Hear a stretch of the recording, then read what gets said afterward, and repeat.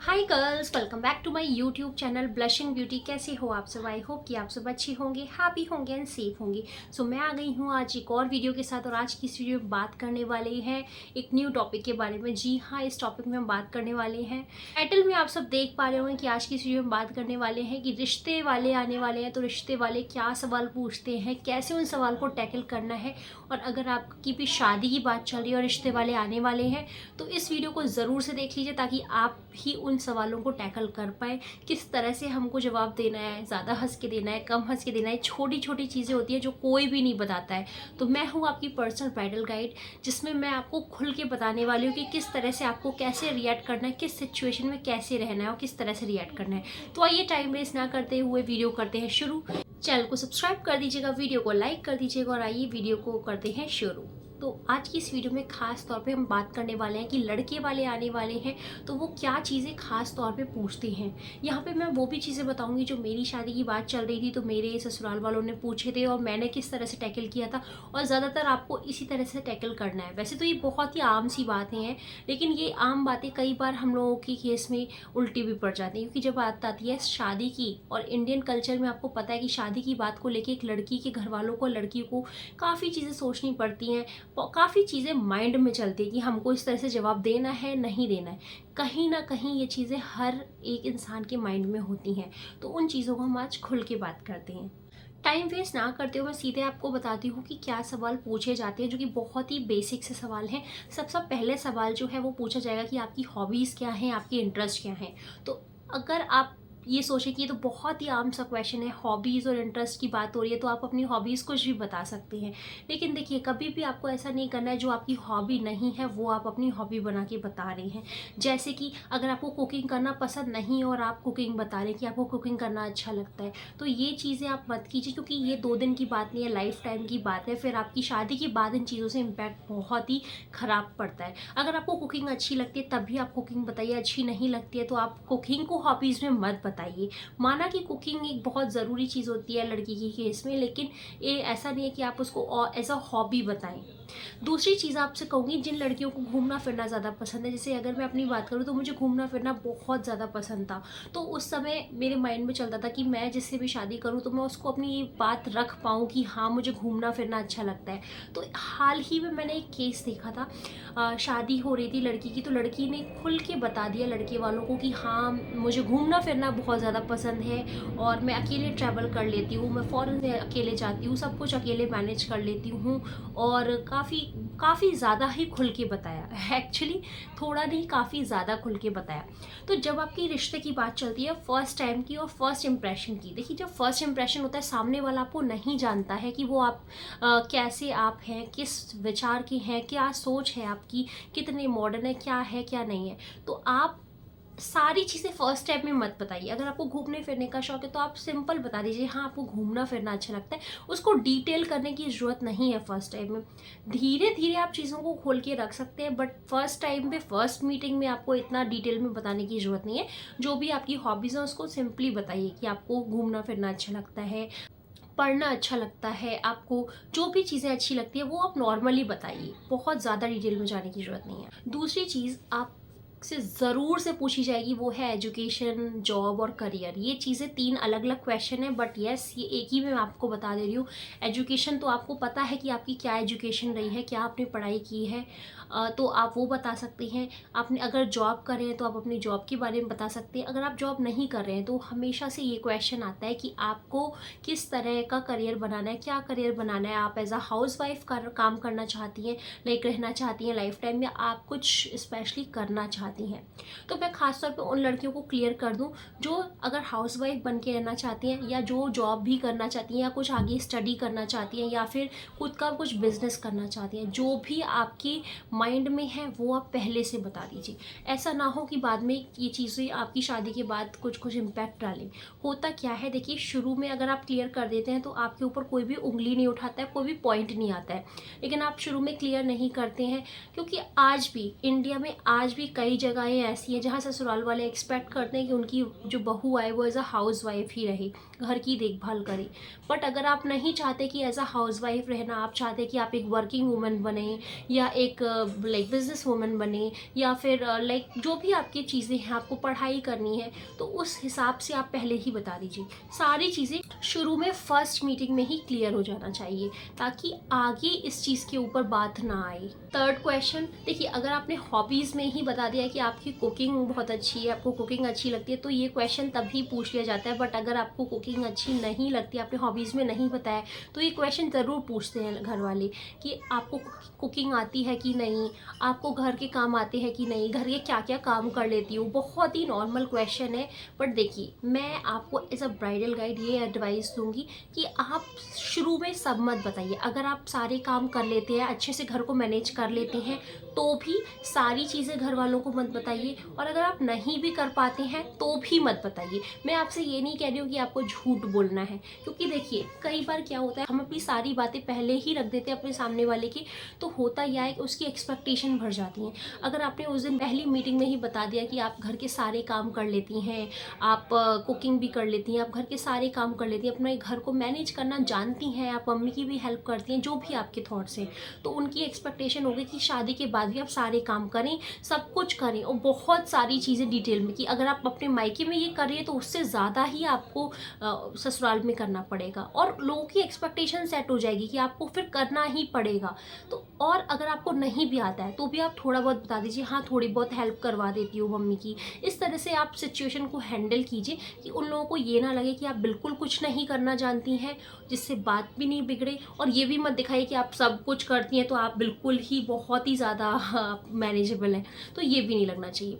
मैं आपसे ये कहूँगी कि जब भी हमारी ज़िंदगी और शादी की बात आती है ना, आप उसको इस तरह से लीजिए कि आप अभी जस्ट एक बच्ची ही हैं जिसको हम अभी लाइक बड़ी हो रहे हैं। मतलब आप ये सोच के चलिए, अभी आप एज अ गर्ल हैं, आप एक बच्ची ही थी छोटी सी, अब जिसकी शादी की बात चल रही है, तो आपके पास इतनी नॉलेज नहीं है कि क्या है क्या नहीं है, और आमतौर पे नहीं होती। जब मेरी शादी हुई थी तो मैं भी मतलब जॉब कर रही थी, पढ़ाई ख़त्म की थी, जॉब कर रही थी, और अचानक शादी की बात होने लगी और शादी हो गई। तो उस समय नहीं पता होता है, हमारा माइंड बहुत बच्चों जैसा माइंड होता है, हमको आइडिया ही नहीं होता है कि आगे क्या होगा क्या नहीं होगा, चीज़ें पता ही नहीं होती हैं। तो इसलिए इतना खुल के किसी चीज़ में आपको पहले दिन में बात नहीं करनी है। आइए बढ़ते हैं नेक्स्ट पॉइंट की तरफ। कई बार जब शादी की बात चलती है ना, तो देखिए ससुराल वाले कई बार जब लड़की उनको पसंद आ रही होती है, तो कई बार वो ऐसे ऐसे क्वेश्चन पूछते हैं कि टिपिकल काइंड ऑफ क्वेश्चन, आपको लगेगा ही नहीं कि ये क्वेश्चन उन्होंने पूछा क्यों, इस क्वेश्चन को पूछने की ज़रूरत ही क्या थी, लेकिन वो क्वेश्चन ज़रूर आता है। उस तरह की चीज़ों को, उस तरह के क्वेश्चन को आप बहुत ही शांति से हैंडल करें।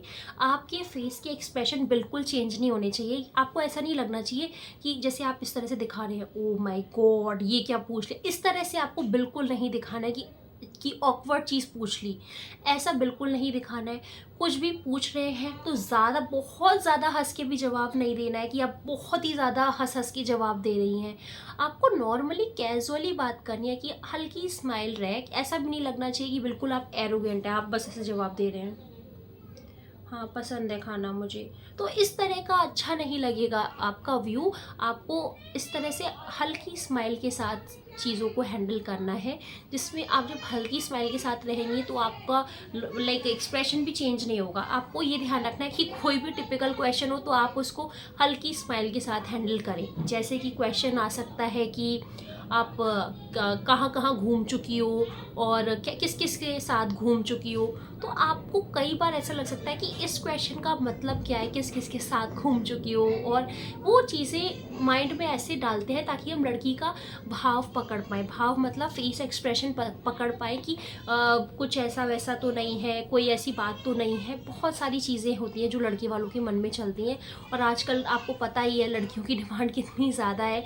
एक अच्छी लड़की पाने के लिए लड़के वाले कितनी मिन्नतें करते हैं, तो एक अच्छी लड़की पाने के लिए वही सारी चीज़ें करते हैं जो जिसको आपको हैंडल करना है। एक क्वेश्चन ज़रूर से आता है कि आप नॉन वेजिटेरियन हैं या वेजिटेरियन हैं। ये क्वेश्चन सबके पास आता है। अगर आप नॉन वेजिटेरियन है तो आप बता सकती है, नहीं है प्योर वेजिटेरियन है, एगिटेरियन है, जो भी है आप वो बताइए। इसके अलावा एक क्वेश्चन ज़रूर से ये आता है, अगर आप खाती नहीं है तो आप बना तो सकती ही है ना। तो जो भी आपका ट्रू डिसीज़न है वो बताइए। अगर आप खाती नहीं हैं, अगर आप बना सकती हैं नॉनवेज तो ही आप बोलिए, वरना आप स्ट्रिक्टली बोल दीजिए ना मैं छूती हूँ, ना मैं देखती हूँ, ना मैं खाती हूँ, ना मैं किसी को मैं खाता हुआ भी नहीं देख सकती। क्योंकि देखिए मैं आपको एक चीज़ें ऐसी बता रही हूँ, शादी के बाद ना ये छोटी छोटी बातों से हमारे हस्बैंड वाइफ में बहुत सारे झगड़े होते हैं। जो चीज़ें अभी आपको समझ नहीं आएंगी, शादी के बाद आपको समझ आएंगी। काश मैंने पहले सच बोला होता तो आज इस चीज़ पे बहस नहीं हो रही होती, इस चीज़ पे झगड़ा नहीं हो रहा होता। ये छोटी सी बात है कहने के लिए, लेकिन बहुत ही ज़्यादा मायने रखती है आज शादी के बाद। तो ये जो भी है आप ट्रू चीज़ें बोलिए, ताकि शादी जिससे भी आप कर रहे हैं वो, अगर आप चाहते हैं कि वेजिटेरियन हो तो आप प्योर वेजिटेरियन वाले लड़के से करें। माना कि कोई ऐसा प्रूफ नहीं है कि वो वेजिटेरियन होगा ही होगा, कहने भर की बातें होती हैं, बट आप अपना पॉइंट तो रख ही सकती है। तो इससे ये होगा कि आप आगे आपसे कुछ एक्सपेक्ट नहीं करेंगे कोई भी। तो ये चीज़ आप ज़रूर से ध्यान रखें। दूसरा पॉइंट आता है वो ये है कि वो घर वाले ना कई बार कई बुज़ुर्ग आते हैं, या फिर कई अगर कोई लाइक कुछ लोग ऐसे क्वेश्चन पूछ लेते हैं कि घर के सारे काम कर लेती हो तो माँ बाप की सेवा करती हो कि नहीं, हमारी सेवा करोगी कि नहीं, मजाक में ही। तो आपको उस समय ऐसे रिएक्ट नहीं करना है कि अरे इन्होंने ये क्या पूछ लिया, अजीब सा क्वेश्चन।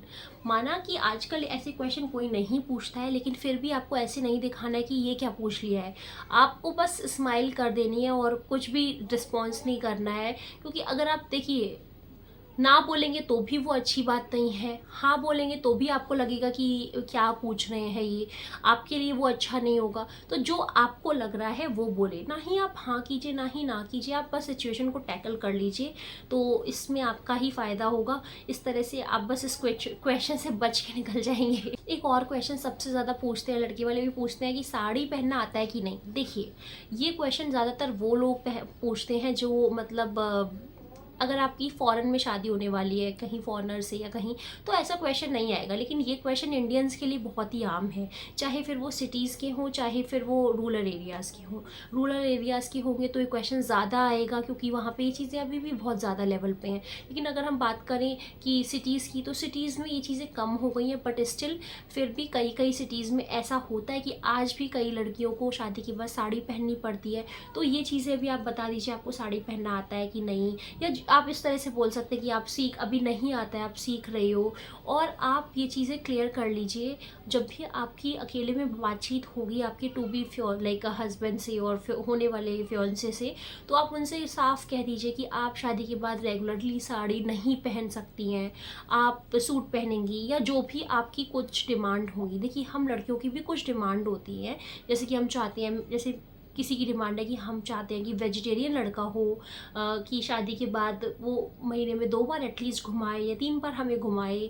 आजकल तो ज़्यादा होता है ये चीज़ें, मतलब जो भी आपको है। मैं ये नहीं कह रही हूँ कि आपको डिमांडिंग वे में कहना है, लेकिन अपनी बात रखनी है कि जब भी आपसे क्वेश्चन आपका फियांसे पूछे कि आपकी क्या एक्सपेक्टेशन है, तो आप खुल के बताइए मेरी एक्सपेक्टेशन है कि मेरा हस्बैंड, होने वाला हस्बैंड मुझे समझे। ये सब तो सबको हर कोई बोलता है कि समझे, लव केयरिंग हो, अंडरस्टैंडिंग हो, रिस्पेक्ट करे। ये सारी चीज़ें देखिए कहने के लिए होती हैं, और ये सब हर कोई बोलता है और हर किसी को पता है। भाई अंडरस्टैंडिंग नहीं होगी तो शादी कैसे चलेगी ना, केयर नहीं होगी तो शादी कैसे चलेगी, रिस्पेक्ट नहीं होगी तो शादी कैसे चलेगी। ये सारी चीज़ें बहुत आम हो गई।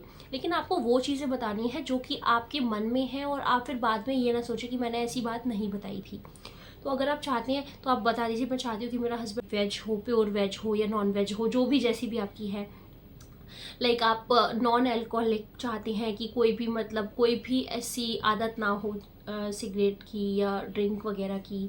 और आप लाइक मंथ में 3 टाइम्स या 4 टाइम्स और मे बी 2 टाइम्स, जितना भी टाइम्स आप आउटिंग जाते हैं एटलीस्ट इतनी टाइम्स हम आउटिंग जाएं, डेट्स पे जाएं शादी के बाद। मैं इस तरह से आपके साथ रहना चाहती हूँ, मैं इस तरह से पढ़ाई करना चाहती हूँ, जो भी आपकी है करियर गोल्स वो बता दीजिए। जो भी आप पहनना चाहती हैं शादी के बाद, मैं ये नहीं कह रही हूँ कि आप बिल्कुल डायरेक्ट ये बोल दीजिए कि मैं आप बिल्कुल ही शॉर्ट ड्रेसेस पहन के घूमूंगी। नो, आप उसको तरीके से बोलिए। आप बस इस तरह से बोले कि मैं डेली साड़ी नहीं पहन सकती, मेरी भी लाइफ है, तो इट्स माई चॉइस कि मैं क्या कपड़े पहनूं क्या कपड़े नहीं पहनूं। क्योंकि शादी के बाद ना कई घरों में फिर ये चीज़ों पे आर्ग्यूमेंट होने लगते हैं कि भाई हमारे यहाँ तो यही पहनना चाहता है, हमारे यहाँ तो यही पहनना चाहता है, अब आपको पहनना पड़ेगा। और फिर अगर आप कंफर्टेबल नहीं है तो आप कहीं ना कहीं फिर नहीं रेडी होंगी, और इससे ना फिर बहुत सारी झगड़े और बहुत कुछ होता है। तो इस चीज़ का भी आपको पहले ही ध्यान रखना है। कई बार जब भी आपके फियांसे से बात होगी तो आप क्लियरली बताइए कि मतलब हम इतना जल्दी कुछ प्लान नहीं करेंगे। अगर देखिए, मैं ये नहीं कह रही हूँ कि आपको इनिशिएट करना है। अगर आपके फियांसे ने बोला कि भाई हमारी शादी होगी, तो हम लाइक फैमिली प्लानिंग भी जल्दी कर सकते हैं, तो अगर उन्होंने इनिशिएट किया है तो आप उस दिन ये बात अपनी रख दीजिए। फीमेल को मैनेज करना होता है सब, तो फीमेल के हाथ में होता है। अगर आप चाहती हैं कि आपकी फैमिली प्लानिंग जल्दी हो तो दैट्स ओके। अगर आप नहीं चाहती हैं, उस फेवर में नहीं है, तो जितना भी टाइम आपको चाहिए आप बोल सकती हैं कि नहीं, मुझे एटलीस्ट 1 ईयर 2 ईयर्स इतना टाइम चाहिए अपनी लाइफ एंजॉय करने के लिए, देन आप प्लान करेंगे। तो इस तरह अगर उन्होंने ये बात छेड़ी है तभी आप बोलिए। अगर उन्होंने ऐसा कुछ नहीं पूछा है तो आप खुद से मत बोलिए। जब शादी से पहले आपकी डेली में कॉन्वर्जेशन शुरू हो जाएगी आपके फियांसे से, किसी भी टाइम आप ये चीज़ें बोल सकते हैं। वो आगे आने वाली वीडियोस में आपको बता दूंगी कि आपको उनके माइंड में कैसे ही चीज़ें डालनी है। तो आई होप कि ये वाली वीडियो आपको अच्छी लगी होगी। अगर ये वीडियो अच्छी लगी है तो दिल से लाइक शेयर कमेंट कर दीजिएगा, और अगर और भी कोई क्वेश्चन है जिसके बारे में आप डिटेल में जानना चाहते हैं वो भी बताइएगा। Thank you so much for watching my video. Have a great day. Bye.